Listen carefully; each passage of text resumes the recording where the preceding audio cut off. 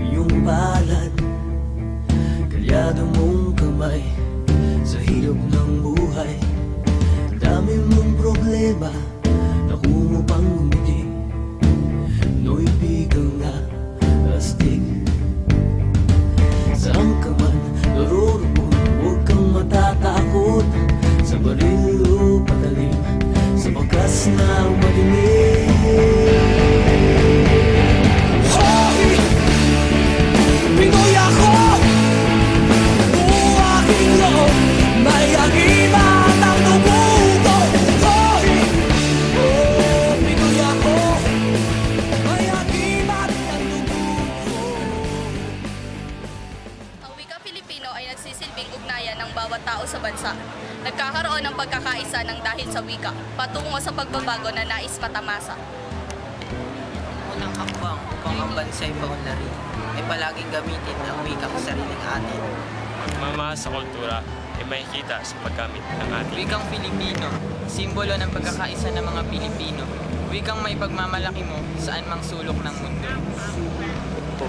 Nagpagbigkis ng mamamayan tungo sa tunay na kultura. Wikang Filipino, nagbubuklod sa mga tao dahil rin dito matatag ating pagkatao. Ang wikang Filipino ay napakaganda. Sinasalamin nito ang ating kultura. Pag malaki kahit saan mapunta, gamitin lagi upang mundan pa. Ang tagtag sa sarili nating wika ay parang susi na magbubukas sa maunlad at payapa nating bansa. Nagpapakita ng pagkakilala nating mga Pilipino. Ito ay umubog sa ating pagkatao para pag-ugnayan sa bawat sisilbing daan upang magkaisa ang mga hangarin ng bawat. Ang wika ko ang susi sa pagbabago, instrumento ng mga Pilipino sa pagkakaisa at pagkatuto. Kaya't isisigaw ko sa buong mundo, taas noo. Ako ay Pilipino, wika ko ay Filipino, lakas ko ito. Pinoy ako! Buong aking loob, may agimat ang dugo ko! Pinoy ako! Pagtatanggol sa bayan ng walang karahasan.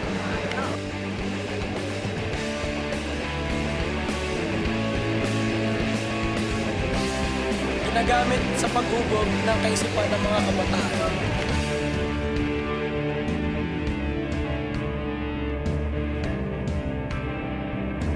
Pakikipagbalitan ng kuro-kuro at opinyon.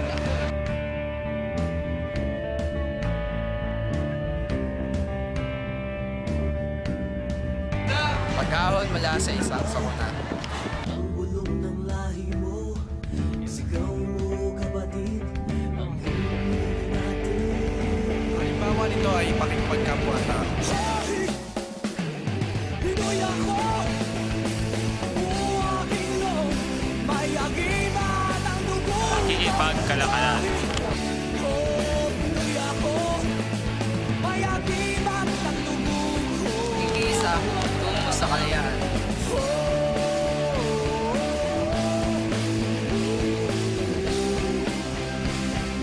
Pakikipaglaban para sa karapatan.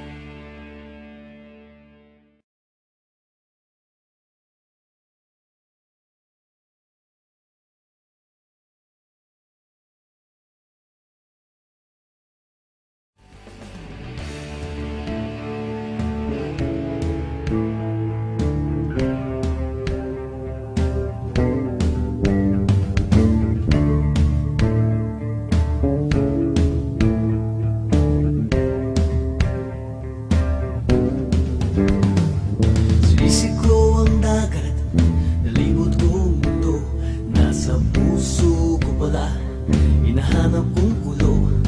Ilang beses na akong muntikang mamatay. O alam ko ang sekreto, kaya't nandito ba't buhay. O sabi nila, may anting-anting ako.